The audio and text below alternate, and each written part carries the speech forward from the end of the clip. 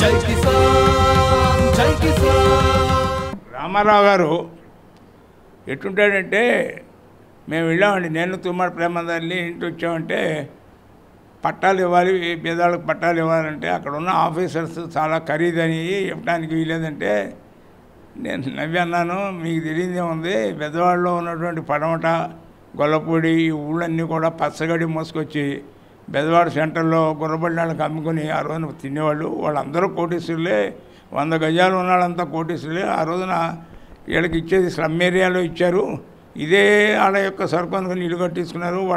వాళ్ళ ఖరీదు పెరిగింది అని ఆయన అంటాడు. ఏంటంటే ఆయన పక్కపక్కనవి మొత్తం స్టేట్ అంతా పట్టాలు ఇచ్చామన్నాడు. ఒకటి.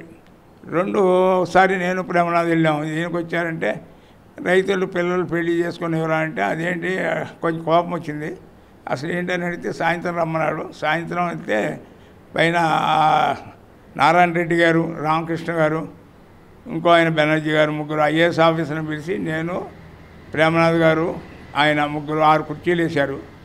ఆయన అన్నాడు, ఏమయ్యా మీరు ఐపీఎస్ చదివింది దేనికి, ఐఏఎస్ చదివింది దేనికి, మీకు పెళ్ళాం పిల్లలు లేరా, మీరు తింటలేదా, నా బాబు పేడేసుకుని అరుగు తినుకునేవాడు, నేను పేడేసుకుని అరుగు తినుకున్నాను, నన్ను ఎన్ని సంవత్సరాలు మోసం చేస్తారు, రైతుల పిల్లలు పెళ్లి చేసేయకుండా అని అడ్డగోలుగా మాట్లాడి నవంబర్ 1 కల్లా నేను ఇవ్వాలి, ఏది ఏమైనా సరే ప్రేమనాథ్ మీరు కూర్చొని దగ్గరుండి రాయించండి, వాళ్ళు మోసం చేస్తారు అని దగ్గరుండి రాయించి నవంబర్ 1కి ఆ సీలింగ్. అటువంటి వాడు ఎన్టీ రామారావు అంటే ప్రజలకి, రైతులకు కానీ పేదవాళ్ళకి కానీ ఎట్లా లాభం వస్తుందంటే ఎట్టా అని చిన్నపిల్లలు అడిగినట్టు అడిగేవాడండి.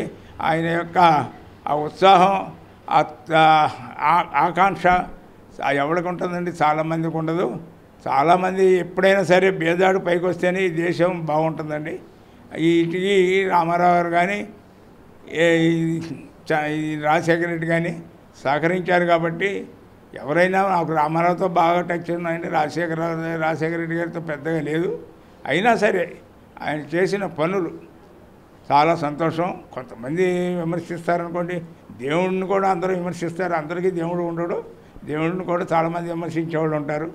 కాబట్టి వీళ్ళిద్దరూ చాలా ప్రజాస్వామ్యంగా పేదవాళ్ళకి పైకి రావడానికి కృషి చేశారు. దానివల్ల పేదవాడు పైకి వచ్చాడు. వాడు మనం కూడా కోరుకునేదే, పేదవాడు పైకి రాబట్టే రావటం కోసమే ఇవన్నీ ఇన్సిడెంట్స్ ఇవన్నీ ఇచ్చేది పేదవాళ్ళకి. లేకపోతే ఇళ్ళ మీద పడి దోసుకుంటారు జనం. అంత తేలిక డబ్బులు దాచుకుంటూ ఊరుకుంటారా ఏంటి?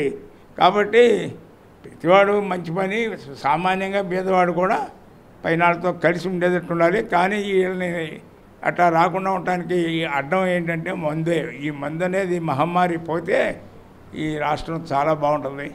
ఆల్మట్టి కట్టేటప్పుడు ఈయన ఆపమంటే దేవగౌడ గారు ప్రైమ్ మినిస్టర్ కోసం ఆపేసేవాడు. కానీ ఏమాత్రం కించిత్ కూడా ఈయన ఆపమల్లా. ఎందుకంటే ఈయనకి ఎన్టీ రామారావు గారి జిల్లా అంటే రామారావు గారిని ఎవడు ద్వేషించాడు ప్రపంచంలో, ఈయన ఒక్కడే ద్వేషిస్తాడు.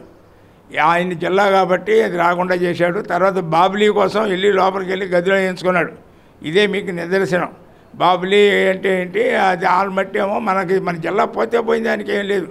చీఫ్ ఇంజనీరింగ్ ఆఫీస్ కూడా తీసుకెళ్ళిపోయాడు, మెడికల్ యూనివర్సిటీ కూడా తీసుకెళ్ళడానికి ప్రయత్నం చేశాడు. రామారావు గారు అంటే ఆయనకి విపరీతం ద్వేషం అండి చంద్రబాబుకి. మరి అది ఎందుకో అంత ద్వేషం నాకు తెలియదు, కానీ విపరీతమైన ద్వేషం. వాళ్ళంతా ఆయనంతా రామారావు గారి విషయంలో అంతా నటనే. లేకపోతే ఆ రోజున వాజ్పేయి గారు ఏం చెప్తే అది వినేవాళ్ళు. ఆ రోజునే పార్లమెంట్లో రామారావు గారు బొమ్మ పెట్టాల్సి ఊరికే పెట్టేవాడు వాజ్పేయి గారు. అయితే పురంధేశ్వరి గారు అంత కష్టపడాల్సి వచ్చింది ఇక ఆ బొమ్మ పెట్టాలి. ఆ రోజునే ఇదైపోయేది. కాబట్టి వాళ్ళ కళ్ళబొల్లి మాటలు రామారావు గారిని గురించి ఆయన దండేసినప్పుడు కానీ ఈయన ఒకడు ఇంకో ఆయన ఉన్నాడు, వీళ్ళిద్దరు దండేస్తే మా అలాంటి వాళ్ళకు రోమాలను ఎక్కబొడుచుకుంటాయి. ఎందుకంటే ఆయన మీద ప్రేమ లేనిది ఈ నటనతో చేయటం చాలా తప్పండి. రామారావు గారు అంత గొప్పవాడు ఎవరు లేడు, గొప్ప లీడరు, స్వార్థం లేదు. అంతమంది 12 మంది పిల్లలు ఉంటే ఎక్కడ రాజకీయాల్లో వాళ్ళు ఎవరు ఇన్వాల్వ్ అవ్వలేదు. వాళ్ళు వీళ్ళు బోడంతమంది ఆయనతో పోరాడి ఆ పిల్లలతో మీకు సగం వాటా ఇస్తాం, పెట్టుబడి అంతా మాదే చేయండి అంటే రామారావు గారు ఒకటే చెప్పాడు, మన వ్యాపారం సినిమా వ్యాపారం, మీరు సినిమా తప్పితే ఇక వ్యాపారం తీసుకోవడానికి లేదన్నాడు. ఇతను కూడా హరికృష్ణ కూడా ఎప్పుడో బారు పెడితే ఆయన బతుకున్నంత వరకు బారు కూడా ఓపెన్ చేయనివ్వలేదు. That is Ramarao.